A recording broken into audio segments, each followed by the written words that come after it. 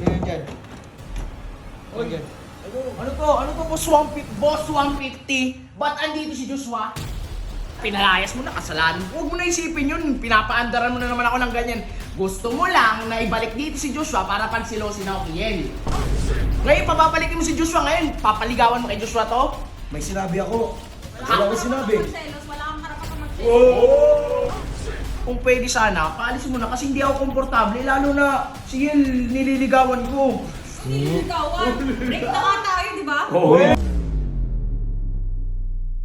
What's up, neighbors? Ngayong araw, eto nga yung kasko, lasing, ha?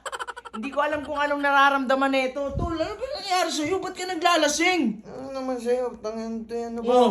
Ay, hindi mo na mabanggit yung salita na maayos, ha? Para lang tumatawa yung mga tao sa video mo, nagkakaganyan ka na.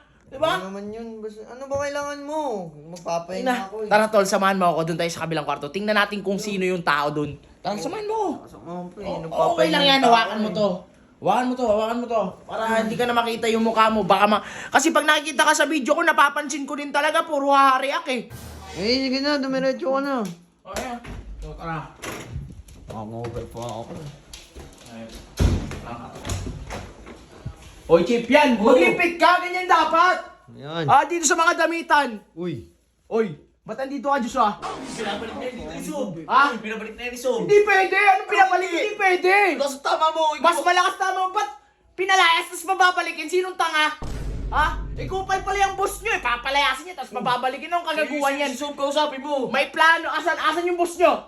Yung Ah. kumain niya sa kabila. Tingnan mo rin sa baba. Oh. Hoy, Joshua, lumabas ka dito sa Ano? kwarto! Palabasin yan. Hindi pinabalik na yun. Lumabas nga sa kwarto! May mga gamit kami dyan, baka mawala!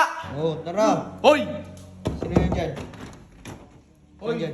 Ano to, Boss 150? Ba't andito si Joshua? Bakit? Anong problema mo? Taina! Sinong aangangang pinalayas mo tapos pababalikin mo? Andito si Yen, nagagaganyan ka. Oo. Wala akong pake. Kung nagagaganyan ako, nagtaka lang ako ba't biglang andito to?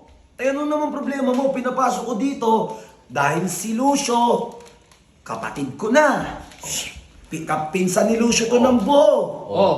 Tebes din to. O anong problema eh? Nagsorry sa akin si Lucio. Wag mo- Pinakiusap sa akin dito eh. Paano nga naman kung may mangyari sa kanya sa labas? Labas, oo. Kasalanan ko. Ay, hindi mo na kasalanan. Pinalayas mo na kasalanan. Huwag mo na isipin yun. Pinapaandaran mo na naman ako ng ganyan.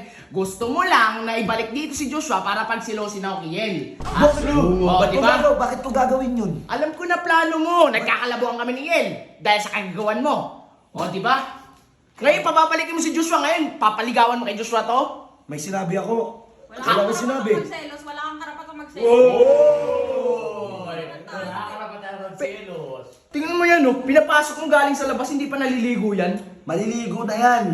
Tsaka unang-una sa lahat, wala naman siya ginagawang masama sa inyo eh.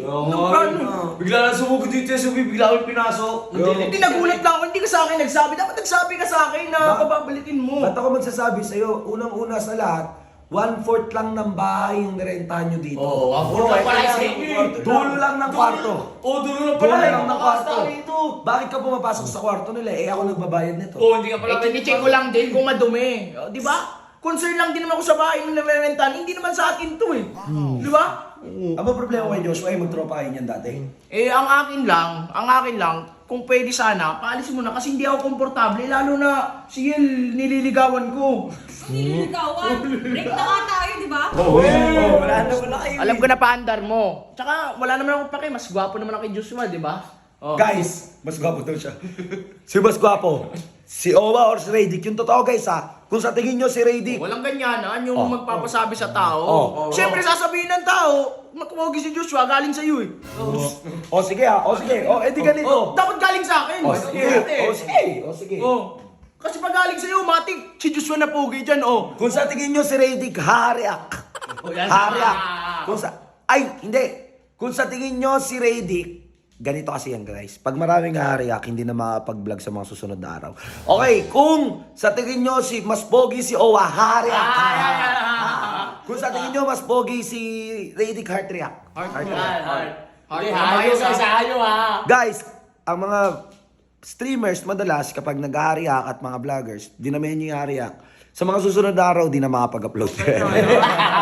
Hindi, Wah, cut na yan, cut na yan, cut na yan.